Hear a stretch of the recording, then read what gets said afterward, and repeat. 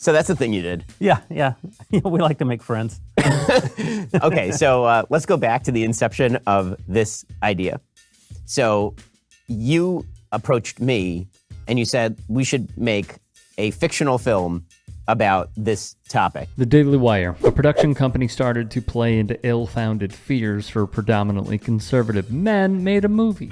In a world where women's sports is being transformed, The Daily Wire calls foul with the most triggering comedy of the year.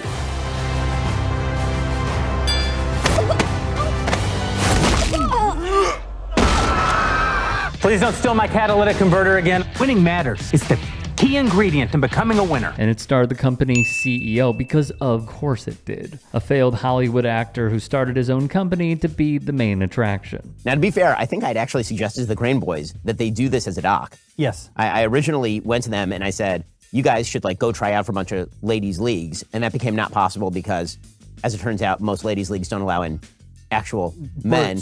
And they weren't willing to go the full distance in terms of what it would require in order to, the actual hormone treatments and everything to play in some of the ladies' leagues. But in any case, it turned into this. Incredible cell phone here. Masterful, actually. All right, let me explain what we just witnessed.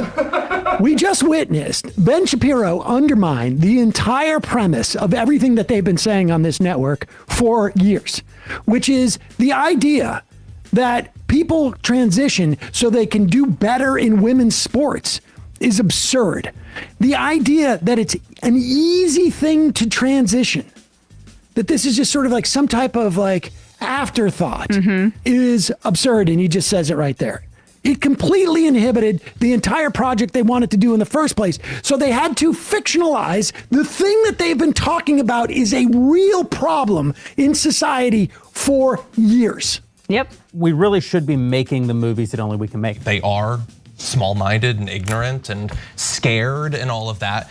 But the political motivation of doing this, as we've pointed out many times, the reason they're focusing so much on this is because all of them are being paid by billionaires. They work at the behest of the elites in society, and they want all poor conservatives to vote for politicians that will demonize trans people, try to drive them into the shadows or annihilate them outright, while keeping taxes low and passing legislation that benefits people who aren't in that group. That's why they do it. It's sad. In fact, I think it's a line that you had come up with.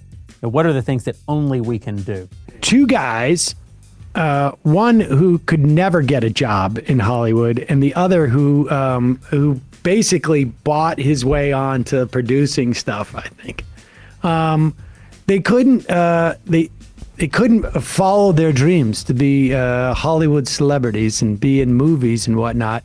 And so they started a politics outfit outside, coming out of the Breitbart world, and then got all sorts of right-wing funding, and then swang around to actually make a movie because they know how to make movies that are funny and not so much about fighting the culture war.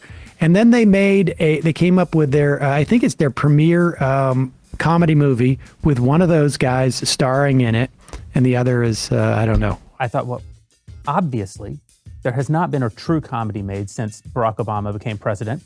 I mean, Barack Obama destroyed three things: rock and roll, comedy, and America. So you're saying that Shapiro and his crew, they, or Shapiro in particular, wanted to do one thing, but he wasn't good enough to do it. So then he did something else and is entering into this arena. It's a way of doing it. In a different manner, as if, it's all about people who were not good enough going in and maybe pretending to be a different gender, like the name, like the premise of this movie, so they can still do what they want to do even though they're not talented enough. There's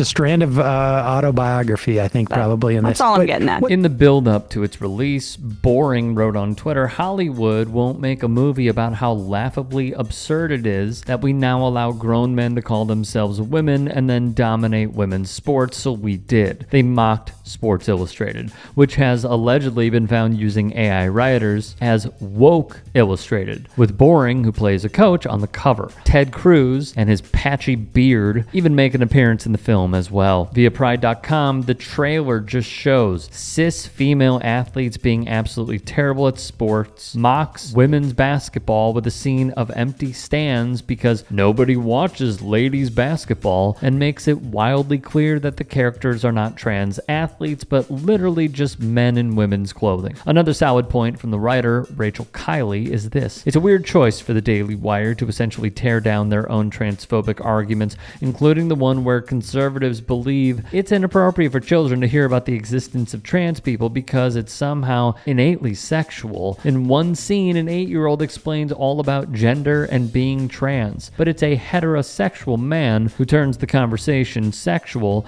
and has to smooth things over when the child has no idea what he means. Another important point of view from Out Sports, with the cameos from company yes men and grifters like Clay Travis, Gaines, Shapiro, Jordan Peterson, and the like. They claim the main driving force is to, quote, protect women and girls in sports, yet most of the nearly 2 hours of this film focuses on belittling women in sports and women in general. And as we alluded to previously, there's one point in the trailer where Boring leads his team into an empty arena and tells his team, "It's women's basketball, boys, nobody watches," from Carly Webb. Such sentiment is interesting given that this movie was filmed in Tennessee, where the Women's Basketball Hall of Fame stands. Tennessee Lady Vols basketball is a religion, and the late legendary head coach Pat Summitt is an icon surpassed in the state only by Dolly Parton. As Eric Nelson wrote, the Daily Wire vows to counter woke Hollywood movies that aren't entertaining to conservatives by making movies that aren't entertaining to anyone.